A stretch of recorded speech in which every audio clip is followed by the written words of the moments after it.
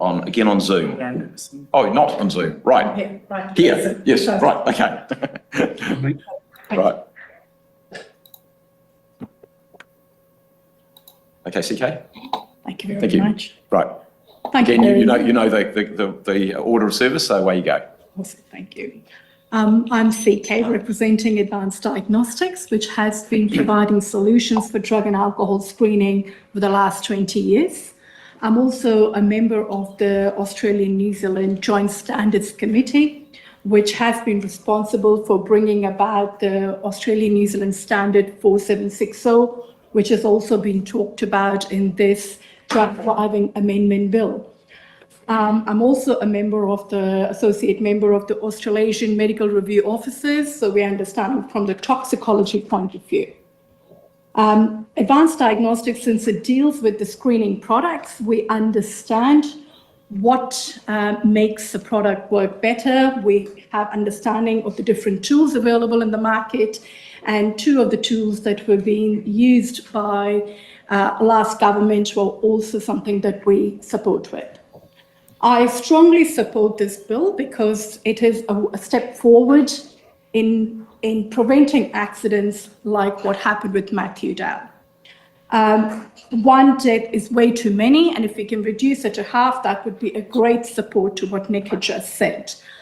What I'm proposing is our recommendation is to raise the cutoff limits, because the Minister of Transport should have the ability to increase the cutoff limits at which the screening is going to be done. Everyone is a little worried about that they're going to be wrongly accused or be penalized for something they have taken in the past as a medication or have some residual stuff left in the system. So if you increase that cutoff, you are looking at the higher concentration of drugs in the person driving. And that eliminates the consequences of that is we are not penalizing people, those who have low levels, or which is not actually causing impairment on the road. So that power of increasing the cutoff will help the government to get the support from the public. What's happened there? Sorry, hang on just a moment. Also, sorry, just hold. Sorry, we just lost the entire panel there, so we just don't need to be talking when nobody's there. Right, okay, carry on. So where do I start from? No, that was okay, it was just momentarily. Yeah. Sorry, we just lost the entire panel there, so couldn't see any of you and didn't know whether any of you could actually hear what was going on. It says signal lost, so yeah, good, right, okay. So this will consequently lead to decreased causes of the false positives that we're so worried about, and the focus will mainly be on keeping our roads safe from the people who are highly impaired from drug driving. So managing the risk in an effective way, so situations like Matthew Dow don't happen again. My children drive on the road and I want them to be safe as well, and so does everyone else. Whatever can be done to mitigate this is important. And my second recommendation is, instead of having a whole panel as what the Australian-New Zealand standard stipulates 5 classes of drugs, we, on the roadside drug testing, don't need that extended testing panel that includes opiates, because that is the major cause of prescription. But we focus on the drugs that really affect the driving, and those being methamphetamine, cannabis, and in some jurisdictions, they're beginning to have a conversation around cocaine. As we can see in our wastewater studies, the use of cocaine is increasing in New Zealand too. So aiming at those drugs that can highly impair the drivers, we want to create a deterrent for those, and that's what Advanced Diagnostics completely supports this bill. In order to bring this practicality in police enforcing this, you make the cutoffs higher and you limit to the drugs that will cause the most impairment on the road. I'm open to your questions. Thank you. Thanks. Thank you very much, CK. Questions? I've got Tangi first. Thank you, Mr. Chair. Thank you for that, and thank you for the clarity around why your submission seeks to basically removes amphetamines and opioids. So there is a provision at the moment for a medical exemption process. There might be others that are captured outside of the amphetamines and opioids that still might be individuals that utilise for medical purposes, such as THC. So how do you see that aligning with what's currently in the bill in terms of that medical exemption process? Sure. THC, the medical cannabis, has two elements in it, the CBD and THC. The CBD is a therapeutic side and the THC is a psychoactive side. The roadside drug testing is not looking for the CBD element, it is looking for THC. However, if people are taking medical cannabis, the medical cannabis doctors can prescribe them, which might include some amount of CBD, might still have some amount of THC. That doesn't mean that if my doctor has prescribed me to take 30 milligrams of cannabis every day, which is 5 times the normal joint, that's okay for me to drive on the pretext of medical grounds. So if medication is given, the doctors also have the obligation to say that they should not be driving for a certain number of hours because the impairment can occur. And even if they're taking a pure form of CBD tangy, which is 98% CBD and 2% of cannabis, a 25 milligram dose of that with 6 ml maximum will create a 3 milligram of THC element because it still comes from that plant, and 0.02 will still be available in that CBD medication as a THC. And a normal joint is 7.5 milligram. So if my CBD medication is giving me 3 milligram of taking the maximum dose, and if I'm keeping to that limit, that's good. But if I'm exceeding that limit, if I'm causing impairment on the road, then somebody should be watching over me. And the medical cannabis is not something going to be detected by the police. It is the psychoactive element, the THC, which will be measured. And that fear of anything medical still has some impairment effects that can happen. Hope I answered, Tangi. Is that? Thanks. Thanks, CK. I think there's quite a lot of numbers in there and relationships between doing things. We will pick those up so we can actually get anytime. If you want me to thinking. pick up and come back to you later on anything, that would be fine. No, look, that's okay. So I don't see any other questions there on the on board, but so can you just tell us a little bit more about Advance Diagnostics and what you actually do in terms of that? Yeah. So we help in workplaces manage risk around drug and alcohol. And that is through education, through training, through tools of empowerment so they can manage the risk in the workplaces. Because what we're dealing with at the road is similarly what people grapple in the workplaces. We provide breathalyzers, we provide oral fluid drug screening and urine drug screening. They're all the 3 different matrices in which the workplaces can keep their safety. So that's our area of expertise. Cool. So then can I ask you then, just to follow up to that, just the reliable, because one of the issues you started off with was essentially the reliability of the tests. If you've just got any comments on, there are clearly several different paths that can be used. Yes. Just some observations of what works, what's risky in terms of accuracy. So the most important thing in any screening device are those 3 things: the accuracy, specificity, and sensitivity. Sensitivity is to check that it'll detect what you meant to detect. And specificity is about it will not detect something that you shouldn't detect. So to avoid false positives. Now, any screening device, when we started doing rat testing in New Zealand, we had the same issue. Any screening device will have its pitfalls. There will never be 100% foolproof system. But screening helped us to mitigate many other things. And therefore, raising that cutoff, not keeping it here, but just lifting it a little bit more. So we are preventing those false positive results, which have come because of any cross-reactivity of the medication or some residual use from the previous thing, which does not impair them. That lifting of the cutoff number will allow to manage to get a better result in roadside drug testing with reliability. Can you just say, so raising that, so is this the same, so currently, is this the same bit of equipment, testing equipment that you raise the setting on? Is that what you do? So currently the Australian New Zealand standard had set a minimum bar. This is what detection level should be. The devices should be detecting, for example, cannabis at 15 nanogram per mil. That is what the standard stipulates. But if we're going to have the screening devices for roadside testing, that device for cannabis should not be at 15. It should be at a higher number, say supposing if it's 50, because it could be a number that could be agreed with the expert panel in the toxicology. If that was at 50 instead of 15, you've eliminated those false positives which could occur from just the use of the drug without causing impairment. And therefore, the system will be a lot more effective. It will be efficiency in the performance, and people will have faith in the system that it is doing what it's doing. Because currently your bill is supporting 2 screenings and then supported by confirmation. And the confirmation can still be continued at what the standards have decided the number. The confirmation for cannabis, for example, is 5 nanogram. That means we're only penalizing, but that number got arrived by thinking that if you had that much level of drugs in your saliva, that's when you could be affected for fitness for work. Impairment is a very critical word, but fitness for work suits the best. I think we've got our point from there. That was a very interesting submission. Thanks for pointing that out, Rachel, in the notes. That it puts some interesting aspects in it, talking about limits.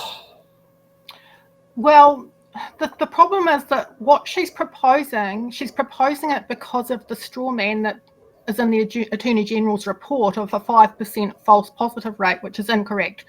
Because all the studies I can find about Australia and overseas show a 0.8% false positive rate, which is in line with breathalyzers taking people over the limit when they were actually under the limit. It's also around about 1%. So I think this is actually not the issue they're saying it is, but also the solution that she's proposing doesn't make sense scientifically, because the oral fluid testing cutoff for roadside tests in Europe is actually at 5 nanograms, even though the Australian New Zealand standard is 15. The Australian roadside test drug wipe, which has not a high false positive, but a slightly gnarly false negative, of, I think it's around 5%, they're set at 10 nanograms. She's proposing going higher than 15 nanograms for saliva. Now, if we went to 20, there'd be a 25% false negative rate. Not okay for road safety. So I think her solution hasn't been thought through, or she hasn't done her homework. She's just thrown it out there thinking that will help this supposed issue of false positives, which we totally question is actually even real. I think it might just be a spanner that people are trying to throw into the works to again prevent this legislation moving forward. Laura? I have to be careful when I talk about cannabis because it's not a strong point of mine. I don't smoke cannabis, for the record. I'm just in favour of legalisation because of bodily autonomy reasons. But one thing I have noticed is that she seems to be conflating CBD with, recreational marijuana use. And I do find that to be quite problematic as well, because I did look at a paper while she was talking, and it doesn't seem to be much in terms of evidence that CBD oil, when it's prescribed, right, taken at the prescribed amount, actually impacts driving negatively. It might cause in some people some drowsiness, but overall, it causes you to drive crazy, in slow motion or whatever. Again, I'm not a smoker, guys. I don't know. So I'm going to be transparent about that. But yeah, the evidence that that is dangerous when given at the prescribed dosage, I haven't seen much of that. No, I think she was saying that's not the psychoactive component. If I heard her correctly, I thought she said they're looking at the delta-9, the active THC. But in the tests, you actually need to test for 2 analytes in the oral fluid test. You need to test for the delta-9 THC and the CBD, because it's that combination that actually shows recent use. And recent use is what creates a nexus between oral fluid and the blood test being over the limits we're setting, and which are themselves at 2 nanograms, 3 nanograms, 5. We're at 3 nanograms. At below 2 nanograms in the blood, you are not impaired. That's historic use. Over that, you could be impaired at 3. You're definitely at 5. You could be. There's no doubt that you've probably been impaired on the road. So we've got this non-criminal limit of 3 nanograms. we've got a criminal limit of 5 nanograms. So it's actually that this is where the testing science really confuses people, because the oral fluid test around the world, some of them test for different analytes. There's 4 or 5, I think, different analytes of cannabis they can test for, and it's actually important to test for the correct analytes that show recent use, and also to get that cut-off point right, so that you are catching people and you're not losing too many people that are impaired. Because there is a correlation between the oral fluid and the blood.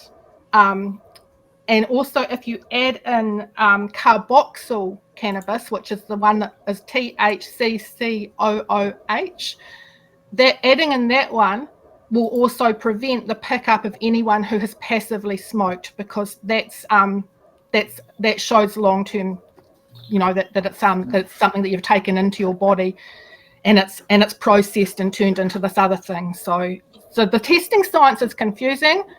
I wish that more people, it could be explained and there was a public education campaign on it, so that people understand what it is capable of, what it isn't capable of, and what it means. The problem with that is it's really complicated. It's really complicated. It is quite complex. Looking over some of the research. One point that I see because people are saying, in the chat, it's like, this podcast was biased, and there's not enough pushback. What are you sure that cannabis causes blurry vision? I mean, because I can go out, ask my dad. He's at home. He's an optometrist. I can always go double check with him. No, but not blurry vision. It causes glare at night time. It causes seeing lights at night time. There's an extra flare and glare around the lights, which is a road safety vision issue. So the tests for cannabis impairment on the road, they're different to alcohol because they're different drugs. So there's different effects that actually affect the driving. So giving someone a standardized field test where they stand on one leg and do these types of things, they're looking for alcohol impairment, behavioral effects of alcohol, psychomotor effects of alcohol. They're not looking for impairments that affect other drugs so well. The test was created to detect gross alcohol impairment. So people that are showing up on simulators as having impairments that affect driving that are specific to cannabis can often fly through a standardized field test, which is why when cannabis users are normal are always proposing, let's just use the field test. It doesn't work for cannabis. It doesn't work well for cannabis. The majority of people who are highly impaired on cannabis can pass it, but they're not safe to be on the road. And in fact, a lot of people who are quite impaired on alcohol can pass it. The field test is beloved of Americans because they have a very lax attitude to impaired driving, and they want to drive, and they do drive very drunk. They've got different culture to us, different standards, and they have a massively high impaired alcohol road toll because of their attitude to all this. So they're very legalistic about, you have to prove 100% that I was absolutely sozzled and I failed a field test and my alcohol's super high and blah, blah, blah. So like they've got all these defence lawyers that will just use everything they can because they don't actually care about road safety. Applying their model to try and help us is kind of like taking poison to fix an ailment. Well, yeah. I mean, when it comes to America, right, the bar is on the floor when it comes to America. Exactly. A random thing out of America is when it comes to drink driving, the licensee who sold the alcohol can be prosecuted in some states for drink driving, which is completely like I didn't know that. I'm not surprised. Personal responsibility. Someone has to pay. It's America. Someone has to pay. Oh, exactly. Like that is in some states, which I completely disagree with. But that's just like, here's an example of a ludicrous standard in the United States that, thank goodness, we don't have in New Zealand. I mean, imagine if you had a pharmacist who dispensed the legal cannabis on prescription from the doctor. Imagine if they both got hauled into the court because of a drug-related accident. Yeah, I mean, as a United States example. I mean, don't we have something similar in New Zealand that if you serve alcohol to someone that's intoxicated, you can be prosecuted or fined? Yes, that is the law. but you cannot be prosecuted, say, for drink driving. Ah, so yeah, okay. Or as encouraging drink driving. I mean, you know, as a licensee, you have a bunch of rules in there. In the urban areas, it's public transports and taxis. In the rural areas, it's courtesy vans, that sort of thing there. But it is basically, you know, there are standards in there. But having those things available covers your ass legally speaking. And I remember all the rules from the Distillery of Bruce. And yeah, I mean, I did have a liquor license for 4.5 years. So I know some of the rules in there. And yeah, it's quite intriguing. Hello, I've got a guest here. Oh, what's his name? His name's Biggie. What have you been up to? Hello. Hopefully they'll make the chat a bit more happier with me. Well, we need these human side of things there. Well, I think we've hit our 1 hour limit, which is the agreement with Rachel. I'm happy to carry on if anyone wants to carry on. I'm happy. I'm happy to carry on. Yeah, I mean, most of what I'm going to be asking, most of what I'm going to be doing is asking questions because this is a really interesting topic. It's not one that I have a lot of knowledge in. And like I said before, it's like I'm doing everything I can to, you know, be polite and ask and learn because the stuff I will probably go back and have a look at other data. And that's why I asked before. It's like I'd love to know of any papers or anything that you'd recommend that one could read, or you know, got any sources or citations or anything. Yeah.